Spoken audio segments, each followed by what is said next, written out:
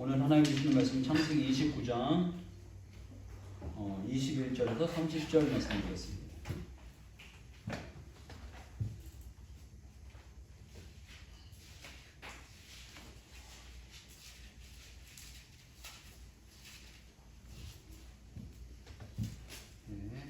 창세기 29장 21절에서 30절 말씀 한 절씩 교독하겠습니다. 제가 먼저 하겠습니다. 야곱이 라반에게 이르되 내 기한이 찼으니 내 아내를 내게 주소서 내가 그에게로 들어가겠나이다. 라반이 그곳 사람들을 다 모아 잔치하고 저녁에 그의 딸 레아를 야곱에게로 데려다가 야곱이 그에게로 들어가니라. 라반이 또 그의 여종 실바를 그의 딸 레아에게 시녀로 주었더라. 야곱이 아침에 보니 레아가 라반에게 이르되 외삼촌이 어찌하여 내게 이같이 행하셨나이까? 내가 라헬을 위하여 외삼촌을 섬기지 아니하였나이까? 외삼촌이 나를 속이심은 어찌 됨이니이까? 라반이 이르되 언니보다 아우를 먼저 주는 것은 우리 지방에서 하지 아니하는 바니라. 이를 위하여 7일을 채우라. 우리가 그도 내게 주리니 내가 또 나를 7년 동안 섬길지니라. 야곱이 그대로 하여 그 전일을 채우매 라반이 딸 라헬도 그에게 아내로 주고 라반이 또 그의 여종 비라를 그의 딸 라헬에게 주어 시녀가 되게 하매 야곱이 또한 라헬에게로 들어갔고 그가 레아보다 라헬을 더 사랑하여 다시 7년 동안 라반을 섬겼더라. 아멘. 창세기 말씀을 계속 이렇게 정리하게 되면서 하나님 주시는 그 깨달음이 하나 있었습니다. 그래서 이런 마음으로 이 말씀을 봐도 좋겠다 이런 생각을 갖게 됐는데요. 저희가 이제 계속적으로 창세기부터 시작해서 쭉 오게 되면서 요 근래 특히 아브라함, 이삭, 야곱 뭐 아시는 분은 아시겠지만 이름이 좀 특이해가지고 낯설다 이렇게 생각이 드는 부분들이 없지 않아 있을 텐데 이 아브라함이라는 분의 이제 특징은 하나님의 지시하심을 받아서 본토 친척 아비집을 떠나서 내가 지시할 땅으로 가라 그래서 결단하고 뭔가 깨닫는 순간이 있고 결단의 사람이라 이렇게 표현하고 싶습니다. 하나님 말씀에 순종하기 위해서 뭔가를 결단하는 사람. 그 다음에 이 이삭은 순종의 사람이라 이야기하고 싶습니다. 이 권위에 대한 순종. 아버지가 죽이려고 하니까 아무 소리 안 하고 그 권위에 대해 순종하고 또 죽음을 맞이하고 그러다 보니까 순종함으로 말미암아 되게 순탄하게 되는 인생. 그다음에 야곱은 참 파란만장한 인생입니다. 어떤 면에서 열정의 사람, 또 야망의 사람, 막 비전의 사람 이렇게 표현하고 있는데 그러다 보니까 이게 고난이 많았어요. 그 고난이 많았던 사람이고 이 요셉은 어떻게 표현하면 좋을까라고 표현했는데 하나님과 동행하는 사람, 예수님과 동행하는 사람 이런 사람이다 보니까 이 마지막에 이 요셉은 이 애굽이라는 나라의 제2치리자가 됩니다. 제2치리자가 되는데 이 애굽이라는 나라의 제2치리자가 된다는 이 의미가 영적으로 보게 되면 천국에 들어갔다 이렇게 볼 수도 있고 아니면 이 아브라함 때부터 환난과 어려움이 있으면 애굽으로 내려가려고 했다 이런 표현들을 있지 않습니까? 계속 애굽으로 내려가가지고 그 아내를 유일하고 속이기도 하고 어려움을 당하는데 그러니까 어떤 면에서 이 애굽이라는 장소는 야망과 야심의 장소입니다. 편안과 안락의 장소 이런 어떤 그 사람들이 꿈꿔오는 비전과 꿈의 장소인데 바로 그곳에서 바로 그 현장에서 제2의 치리자가 되었다 라는 어떤 이 이야기를 들으면서 이게 사람 개인의 인생의 과정이 아닐까 이런 마음도 갖게 됩니다. 어떤 면에서 우리가 아브라함 같이 결단해야 되는 때가 있습니다. 뭔가 인생을 결단해야 될 때가 있고 또 이삭과 같이 순종해야 될 때가 있습니다. 하나님께 순종하는 때가 있고 어떤 면에서 야망을 가질 때가 있어요. 꿈과 야망과 비전과 막 열정을 가져서 뭔가 도전하고 막 이렇게 할 때가 있는데 그런 때는 고난이 많죠. 그러다가 나중에 이 요셉과 같이 순종하는 때가 있다는 거예요. 요셉과 같이 하나님과 동행하는 때가 있어요. 동행하는 때는 하나님과 동행하는 때 하나님이 쓰시는 때라는 거예요. 아멘. 그래서 하나님이 쓰셔서 귀하게 사용하시고 높이시고 그 자기가 꿈꿔왔던 그 애굽이라는 곳에서 제2치리자가 되고 제2치리자가 된다는 것이 어떤 부분에서 뭐 영적으로 뭐 하나님 나라에 들어갔다 라고도 표현할 수 있지만 또 그렇게만 보기는 어렵습니다. 그러니까 잠정적으로 그냥 그렇게만 볼 수도 있다. 또 인간이 가지고 있던 꿈의 장소에서 꿈을 이루어 간다 라고도 보는데 또 주목하는 건 제2치리자가 됐다는 거예요. 제2치리자가 됐다는 것은 제1치리자인 바로왕이 있었다는 거거든요. 왕을 섬기면서 제2치리자가 됐다 라는 것은 어떤 면에서 우리가 주님과 동행한다. 주님과 동행하는 삶이라는 것은 제1치리자가 되는 게 아니에요. 제2치리자가 되는 겁니다. 주님을 왕을 섬기며 살아가는 거예요. 내가 뭔가 주도적으로 뭔가 일을 하는 것 같지만 늘 주님을 모시는 사람으로서 주님을 섬기는 사람으로서 살아가는 거예요. 그러니까 애굽에서의 삶이 하나님께서 제1치리자를 왜 못 만드시겠어요?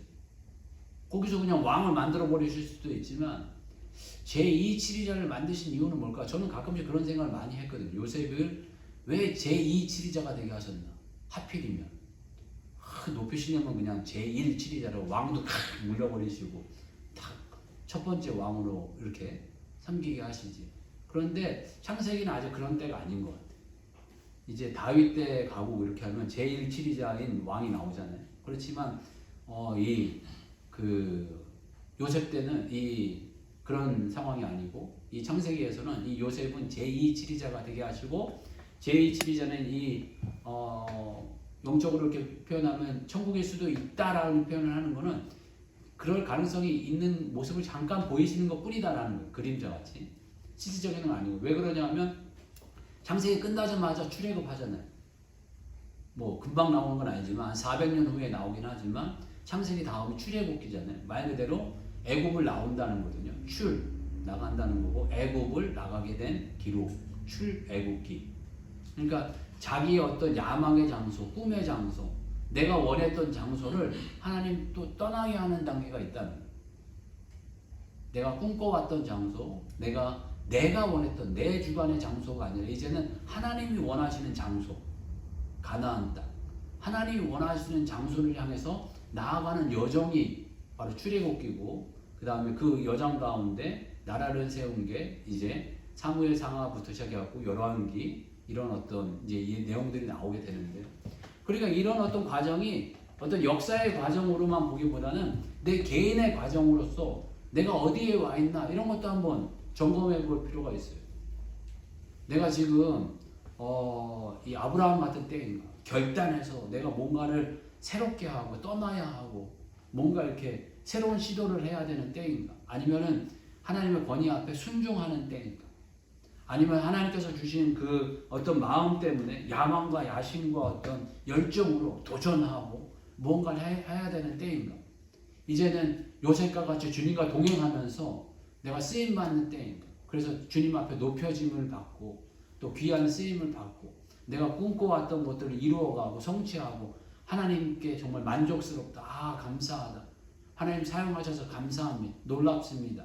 라는 마음을 가졌지만 또 이제 창세기는 또 떠나야 하죠. 그 출애굽하면서 또 떠나야 하는 이런 과정 가운데 있는데 나는 어느 과정 속에 있는가? 이런 것 또한 한번 점검해 보면서 말씀을 나눴으면 좋겠다는 생각을 갖습니다. 그러면서 저희가 오늘 이 말씀으로 이 야곱의 말씀을 나누면서 이 다음 주는 이제 요셉에 대한 부분을 나눌 텐데 요셉에 대한 부분을 나누게 되면서 또 기대감이 있습니다. 하나님 이런 요셉은 하나님 쓰시는구나.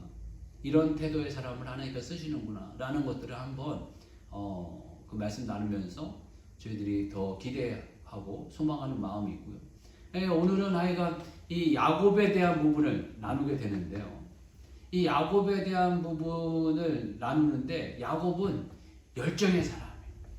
어떤 비전의 사람, 또 욕심의 사람, 또 야망의 사람 이런 사람이다 보니까 고난이 참 많은 인생 고난을 겪게 됩니다.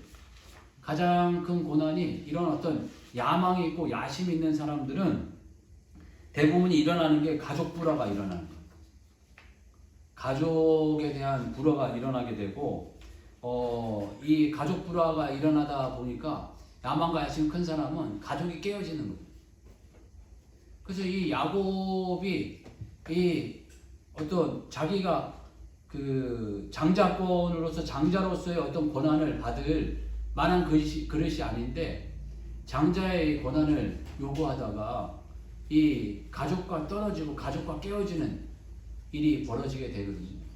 그때 말씀을 나눴지만 이 아버지와 이 형을 속이고 장자권을 빼냈다가 이 장자권 때문에 이 장자의 축복은 받았지만 그 축복받은 것 때문에 이 가족을 떠나야 되고 가족과 분리되어지는 이런 사건이 일어나게 되었습니다.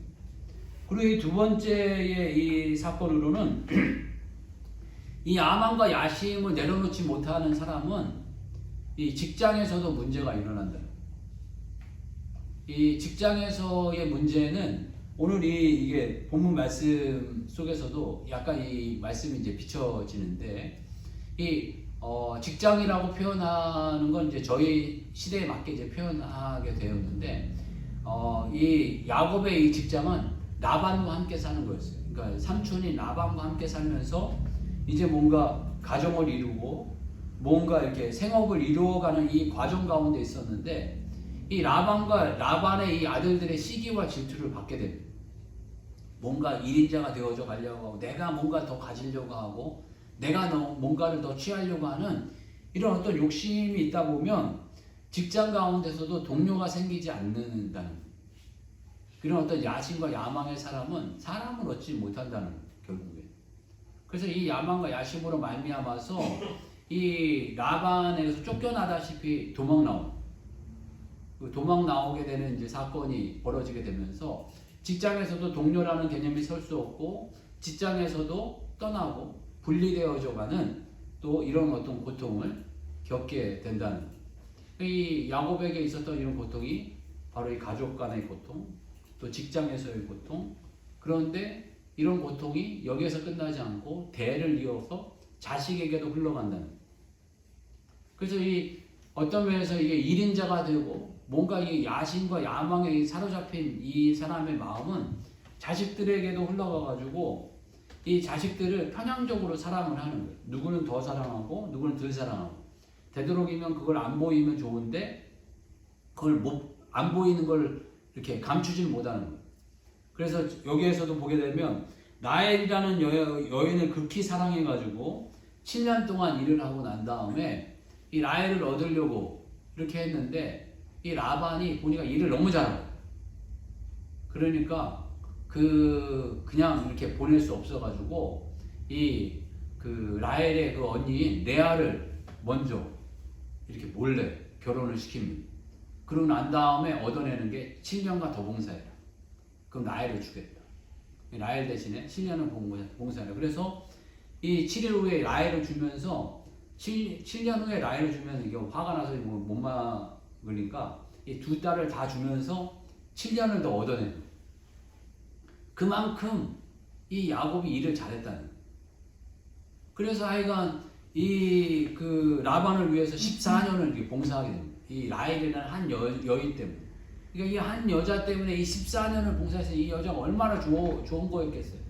이 얼마나 이게 좋았는데 그 라헬이 아이를 못 낳다가 결국에 이제 뭐 어렵게 아이를 낳게 되었는데 그 아이를 낳은 그 아들의 이름이 요셉입니다. 그러니까 요셉이 너무너무나 이뻤어요. 너무너무나 이쁘니까 그 아이를 어렸을 때부터 다른 형제들과는 다르게 색동옷을 입혔다 그래서 좋은 옷을 입힌 거예요. 비단 옷을 입힌 거예요. 그런데 그 아버지의 마음이 벌써 이 경쟁하는 마음, 누군가를 이기려는 마음, 이런 마음으로 가득하다 보니까 자식들도 다 똑같은 그런 마음을 갖는 거예요. 그러니까 뭐 인정하고 존중하고 이런 마음이 없고 나는 너보다 위에 서야 된다. 너는 나보다 밑에여야 된다. 이런 마음이 강하다 보니까 이런 마음이 그냥 마음으로 끝나는 게 아니라 결국엔 심하게 너 죽고 나 살자 라는 마음이 있어서 그 형제들이 그 양치고 있는데 이 야곱이 아무 생각 없이 정말 요셉에게 너 형들에게 가갖고 양 잘 치고 있나 안 치고 있나 확인하고 와라 라고 이 요셉을 보낸 거예요. 그러니까 요셉을 보내니까 요셉이 아무 생각 없이 이제 또 형들을 찾아갔어요. 근데 형들을 찾아갔는데 형들이 원래 있었던 장소에 없는 거예요. 그래서 물어 이제 형들이 있는 곳을 찾아갔어요. 반가워서 손을 흔들며 이제 형들을 맞이했겠죠. 그랬더니 형들은 요셉을 보면서 생각하는 것이 저놈을 죽이자 라는 거였어요. 그러니까 얼마나 서로가 서로를 모르는 거예요. 그래가지고 바로 이 형들이 요셉을 잡아서 죽이려고 했는데 르우벤이라는 그 큰 형이 다른 형제들을 말려가지고 죽이지는 않고 마른 구덩이에 그냥 빠뜨려 놨다가 이 르우벤은 설득해서 집으로 돌려보내려고 했는데 형들이 지나가던 그 애굽의 이 상인들을 보고 이 요셉을 꺼내가지고 팔아버립니다. 그래서 돈 받고 이게 팔리는 상황이 벌어지게 됩니다. 그래서 이 요셉이 이제 팔려가게 되고 이만큼 형제들 간에 이런 어떤 불화가 형제들까지 완전히 이렇게 서로 돕는 관계가 아니라 완전히 서로 간에 뭐 죽고 죽이려고는 그런 어떤 관계까지 흐르는 그런 고통이 이르게 됐다는 것입니다. 근데 이런 어떤 고통과 이 아픔이 자기에게뿐만 아니라 이 후손에게도까지 이렇게 흘러가게 되는 이 야망이라는 것이 이게 무서운 거라는 거죠. 그렇게 보게 되면 이 경제의 어떤 큰 부를 이룬 가정들을 보게 되면 부가 3대가 가기 어렵다 이런 이야기 많이 하지 않습니까? 부의 물질의 어떤 가치를 우선순위를 둔 이 가정은 끊임없이 돈의 노예가 되고 물질의 노예가 되고 이 야망의 노예가 되다 보니까 이 3대까지 이렇게 넘어간다는 것이 이 어려운 일이다 이런 이야기를 하고 있습니다. 그런데 이 야곱에게 나타났던 이 은혜는 보게 되면 이 고난 때문에 이 고난의 어려움을 통해서 하나님이 야곱을 만나 주시고 또 야곱에게 나타나셨던 하나님의 모습이 있다는 거예요. 야곱에게 가장 크게 있었던 그 고난 가운데 하나는 바로 맨 먼저 이 가족을 떠나는 고난이었는데요. 그때도 저희들이 함께 나눴지만 우리 창세기 28장 14절에서 15절 말씀 한번 찾아볼게요. 창세기 28장 14절에서 15절 말씀 두 절이니까 같이 읽겠습니다.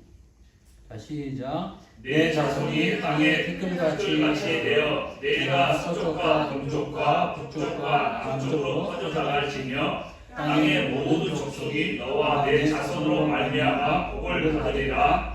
내가 너와 함께 있어 내가 어디로 가든지 너를 지키며 너를 이끌어 이 땅으로 돌아오게 할지라. 내가 내게 허락한 것을 다 이루기까지 너를 떠나지 아니하리라 하신지라. 아멘. 이 장면이 이제 야곱이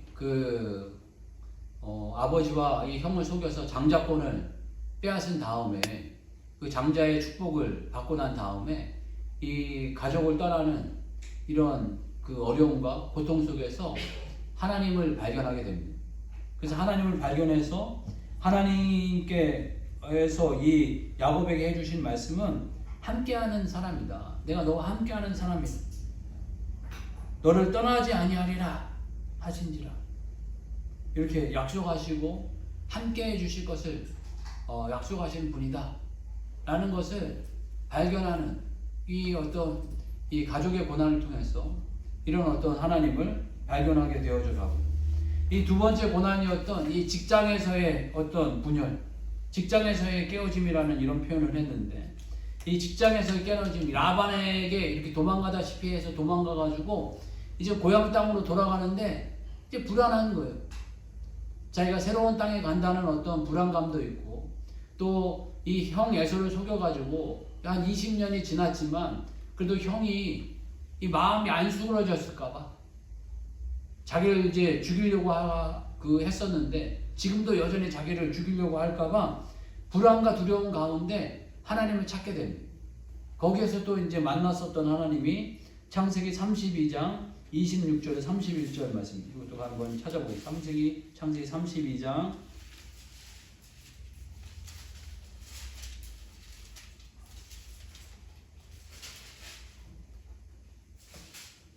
26절에서 31절입니다. 한 절씩 교도가 제가 먼저 하겠습니다.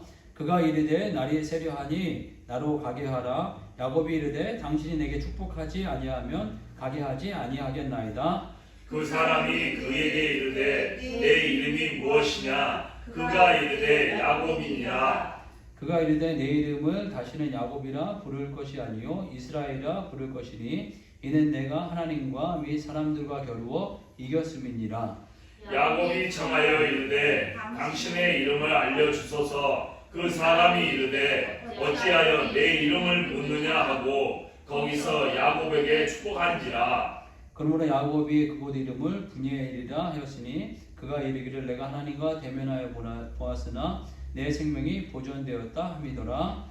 그가 브니엘을 지날 때에 해가 돋았고 그의 허벅다리로 말미암아 절었더라. 아멘.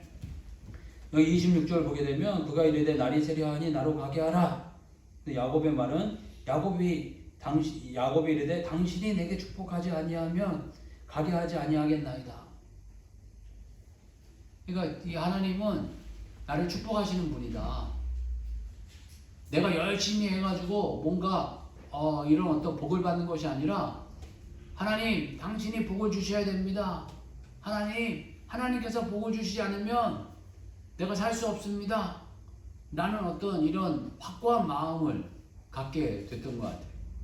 그래서 이 라반의 어떤 위험, 라반의 이런 모든 위험이 자기가 쌓아왔던 것을 한 번에 다 무너질 수 있구나. 이 전에 보게 되면 라반에게 야반 도주를 하거든요. 자기가 쌓아왔던 것들을 다 이렇게 지키기 위해서 라반이 이렇게 멀리 갔을 때 야반 도주하다시피 이렇게 도망 나왔는데 이 라반이 이 야곱의 재산을 빼앗으려고 쫓아와요. 그래서 그 형제들과 함께 그 자식들과 함께 쫓아와서 이 라반의 것을 다 빼앗으려 버리려고 이렇게 찾아와요. 근데 그건 참 이해가 되지 않아요. 어떻게 보면은 그렇게 일을 했고 그렇게 자기의 재산이 자기 때문이 아니라 이 야곱 때문에 불어났다는 걸 본인도 알면서도 그거 다 자기 거다 생각하면서 다 쫓아와가지고 다 뺏으려고 한다는 거예요. 그리고 라반이 하는 얘기가 너희 아내도 내 것이고 뭐 너희 집안에 있는 모든 것이 다 내 것이다. 그렇지만 전날 밤에 하나님께서 너에게 아무 말 하지 말라 그래서 내가 아무 말 안 한다. 이렇게 표현하고 있거든요. 그러니까 이 라반이 참 무서운 사람이에요. 그러니까 이 야곱과 이 라반이 똑같은 사람끼리 끼리끼리 만난 거예요. 그래서 모든 것을 다 빼앗길 수 있었던 그 상황 가운데 이 야곱은 이 하나님이 축복하시는 분이다 라는 것을 느끼면서 하나님 축복해 주세요. 그리고 얼마나 간절히 매달렸던지 정말 보내지 않으려고 하고 자기 그 환도뼈를 다쳤는데 그럼에도 불구하고 끝까지 매달려서 복을 받게 됐는데 자기가 뭐 생각하지도 못했던 이스라엘이라는 이름을 얻게 되어줘 가고 그곳에서 반드시 또 야곱에게 축복하는 축복을 얻는 사건이 이 두 번째 사건 가운데 일어나게 됩니다. 그래서 이 세 번째 또 이 사건의 이 모습은 이 야곱이 이제 가가지고 정착지에서 잘 정착했어요. 잘 정착해서 이제 살았는데 이 야곱에게는 이 형제로 인한 이 자식으로 인한 그 고통이 찾아오게 됩니다. 이 요셉이 이제 애굽으로 팔려가게 되고 또 애굽으로 팔려간 지 한 20년이 지났다라고 생각합니다. 그래 이 야곱에게는 이 그 정착지인 그 지금에 살고 있는 이 가나안 땅 이 근처에 살면서 이 아내를 잃어버리는 사건이 중간에 일어나게 되고 특히 라헬을 잃어버리는 사건이 일어나게 되고 또 그 자식인 이 요셉을 잃어버리는 사건이 일어나게 되고 이런 어떤 고통이 일어나게 되는 사건 가운데 또 기근이 일어나게 됩니다. 이 가뭄이 일어나게 되었는데 가뭄이 일어나게 되는 사건 가운데 먹고 살 일이 막막하게 된 거예요. 그러게 되었는데 이 요셉을 통해서 이 애굽에서 이 그 곡식이 있다는 소리를 듣고 이 두 번의 이 곡식을 얻게 되는 이 과정 가운데 이 야곱이에게 들리는 소식은 요셉이 살아있고 요셉이 살아있을 뿐만 아니라 이제는 당신을 봉양하기 위해서 이 애굽으로 내려오라는 이야기를 듣게 됩니다. 그래서 이 야곱에게는 자기 노년에 자기 나름대로 잘 살고 있는 이 땅을 떠나야만 되는 그런 두려움이 일어나게 되는 거예요. 내 노년에 지금 이 장소를 또 떠나야 되나? 이제 그 요셉은 만나고 싶은데 떠나야 되는 이 불안감 속에 빠져 있는 이 상황에 빠져 있는 이 그 야곱에게 하나님 또 나타나셔서 하나님 말씀하여 주시고 인도해 주시는 모습을 보여주고 계십니다. 창세기 42장 2절에서 4절 말씀 한번 찾아볼게요. 창세기 42장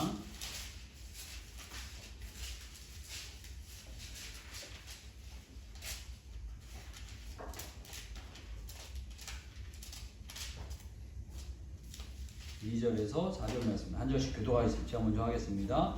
야곱이 또 이르되 내가 들은즉 저 애굽에 곡식이 있다 하니 너희는 그리로 가서 46장이네요. 46장 46장 2절에서 4절입니다. 그 밤에 하나님이 이상 중에 이스라엘에게 나타나 이르시되 야곱아 야곱아 하시는지라 야곱이 이르되 내가 여기 있나이다 하매 하나님이 이르시되 나는 하나님이라 내 아버지의 하나님이니 애굽으로 내려가기를 두려워하지 말라. 내가 거기서 너로 큰 민족을 이루게 하리라. 내가 너와 함께 애굽으로 내려가겠고 반드시 너를 인도하여 다시 올라올 것이며 요셉이 그의 손으로 내 눈을 감기리라 하셨으라. 야곱 아멘. 여기까지 하겠습니다. 여기서 보게 되면 그 하나님께서 인도하시는 분이다 라는 것을 야곱에게 또 보여주시고 계십니다. 그래서 하나님이 3절 보게 되면 하나님이 이르시되 나는 하나님이라 내 아버지의 하나님이니 애굽으로 내려가기를 두려워하지 말라. 내가 거기서 너로 큰 민족을 이루게 하리라 라고 표현하고 계시고 또 4절 보게 되면 내가 너와 함께해서 애굽으로 내려가겠고 반드시 너를 인도하여 다시 올라올 것이며 라고 이렇게 표현하고 계십니다. 하나님께서 인도해 주신다. 동행하시고 축복하시고 인도해 주신다 라는 것들을 알려주십니다. 이 야곱이 이 하나님 없이 정말 이 열정의 사람이고 열심의 사람이어가지고 자기 열심으로 뭔가 이렇게 열심히 살고 막 이럴 때 하나님께서 이 고통이라는 어떤 축복을 허락하여 주셔서 그 고통 속에서 하나님을 만나게 하시고 고통 속에서 하나님을 만나게 하시고 고통 속에서 하나님을 만나게 하시고 그러면서 이 야곱을 빚으시고 만드시는 거예요. 그러면서 이 열정의 사람이다 보니까 어떤 면에서 하나님의 나라의 기초를 세우시는 거예요. 12아들을 주시는 축복을 주시기도 하시고 또 애굽에 들어가는 첫 입성자가 되게 하시는 거예요. 하나님의 인도의 어떤 첫 입성자. 그러니까 안식처의 첫 입성자. 어떤 영적으로 보면 하나님의 나라에 하는 하나님이 원하시는 인도하는 곳의 어떤 첫 입성자. 아니면 또 육적으로 보기에는 야망의 장소, 꿈의 장소의 어떤 첫 입성자가 되게 하시는 그런 모습을 이 야곱을 통해서는 보여주고 계십니다. 그러니까 이 열정 또한 귀하게 보시는 거죠. 그렇지만 이제 그 열정의 장소에서 어떤 꿈의 장소에서 이 인생의 어떤 원하는 장소에서 꽃 피우는 사람은 요셉이었다는 거예요. 그래서 이것이 어떤 그 한 사람 한 사람 개인이라기보다는 이것이 우리의 인생이라고 한다면 우리의 인생의 갈 길이라고 한다면 나는 어디에 와 있나 그리고 나는 어디로 가야 하는가 이런 생각들을 한번 해봤으면 좋겠습니다. 결단의 아직 시기에 있는가 아주 순종의 시기에 있는가? 이런 야망의 시기에 있는가? 아니면 이 요셉과 같이 꽃 피우는 곳에 있는가? 이런 생각들을 한번 해봤으면 좋겠습니다.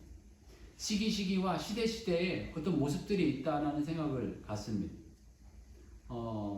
요즘 시기에 그 젊은 애들 가운데 이런 이야기를 하더라고요. 엄마, 내가 바퀴벌레가 되면 엄마는 어떻게 할 거야?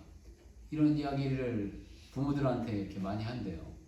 그래서 어떤 심한 부모는 얘야, 내가 바퀴벌레 너무 싫어하는 거 알지? 이렇게 뭐 농담 반 이렇게 이야기하는 경우가 있고, 근데 대부분의 부모님들이 네가 진짜 바퀴벌레라면 뭐 어떻겠니? 잘 키워야지. 예쁘게 뭐 지금하고 뭔가 똑같이 잘 키워서 너에 맞는 쬐끄만 예쁜 이렇게 쬐끄만 집을 마련해주고 잘 예쁘게 어차피 키울 거야. 라는 이야기를 하기도 하고, 또 그런 이야기 때문에 너무 감동해서 애들이 울기도 하고 뭐 그런다고 이야기하더라고요. 그런데 또 어떤 그 엄마들은 또 유머와 함께 지금도 네가 바퀴벌레가 아니냐. 네 방을 봐라. 그게 사람 사는 곳입니다. 벌레가 우득우득 나올 곳이다. 지금이나 바퀴벌레나 뭐 똑같이 키우고 있다. 이렇게 이야기하는 경우도 있고, 그러니까 뭐 여러 가지로 이제 이야기를 하면서 뭐 하여간 장난삼아 여러 가지 얘기들이 나오더라고요. 뭐 네가 바퀴벌레면 어떻게 하냐, 이제 화형 이렇게 얘기하는 경우도 있고, 여러 가지 이야기를 하는데 그 시대마다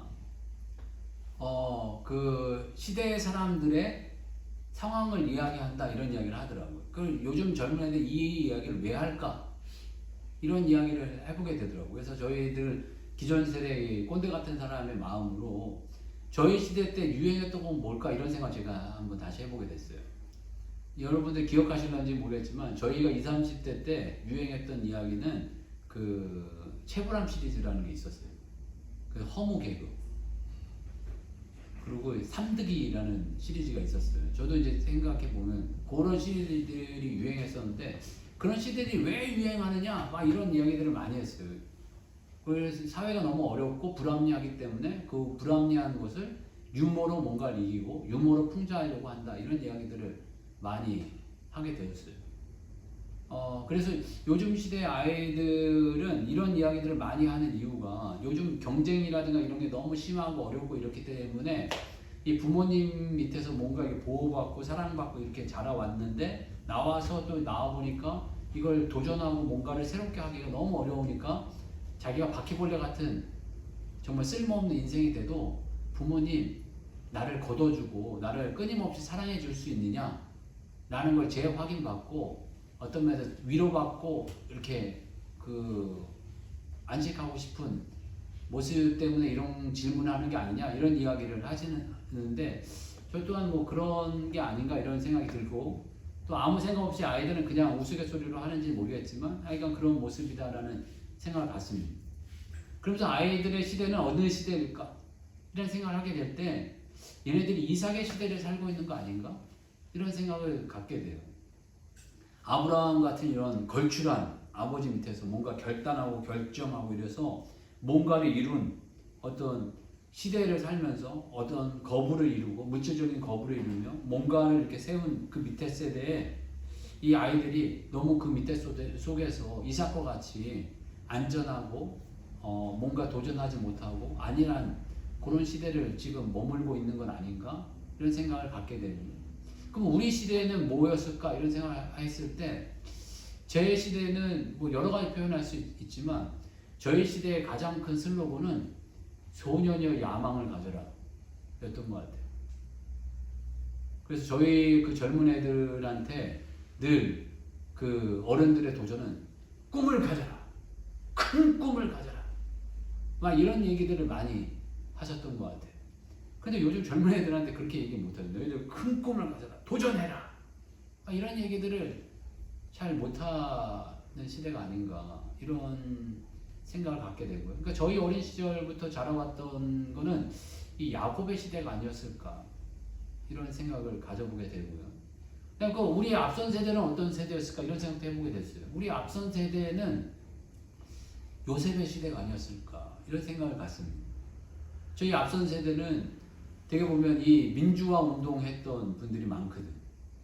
그러니까 저희 이 앞선 분들 저희가 88학번인데 88학번 전에 이 87학번이라든가 이게 뭐 저희 학번도 그런 경우가 있긴 했지만 제가 그 부류에 못 들어갔기 때문에 그 공감이 좀 안 되는 부분이 있는데 그 앞선 세대가 이제 뭐 이름까지 거론해서 그렇지만 전두환 대통령과 노태우 대통령의 어떤 퇴진 때문에 사회에 대한 어떤 변혁과 새로운 도전을 위해서 정말 땀과 피를 많이 흘린 그런 세대거든요. 사회 속의 의를 이루기 위해서 사회 속의 어떤 거룩을 이루기 위해서 몸바쳐 싸우고 어떤 피 흘린 세대가 아닌가 싶습니다. 그러니까 어떤 면에서 이 요셉의 세대를 거쳐서 저희 세대는 야곱의 세대였고 이 다음 세대는 지금 이삭의 세대를 살고 있는 이 시대 가운데 저희들이 어떻게 안내를 하면서 어떻게 인도하면서 이 애굽 땅에서 일단 성취를 이루고 또 애굽 땅의 성취를 이루었지만 또 그 다음에 그 애굽 땅을 정리하고 하나님 원하시는 지시할 또 가나안을 향해서 나아가는 이런 마음을 갖게 할까 이런 고민들을 한번 해보게 되었습니다. 저희들의 삶 가운데 일단은 야곱은 고난 속에서 주님을 만났어요. 그리고 고난 속에 주님을 만나서 성장하게 되었습니다. 저희들의 삶 가운데 고난 속에서 주님을 만나신 그 만남을 저희들 더 깊이 만나고 더 성숙해서 주님이 원하시는 방향으로 나아가는 주의 종들의 삶이 되시길 주의 이름으로 축복합니다. 같이 한번 기도하겠습니다. 기도할 때 야곱이 만났던 그 고난 속에 만났던 하나님을 저희들 기억하고 저희들의 삶 속에서도 만나주신 하나님을 만나고 본향을 향해 주님을 향해 나아가는 인생이 되게 해달라고 같이 한번 기도하겠습니다. 주여 한번 외치고 같이 기도하겠습니다. 주여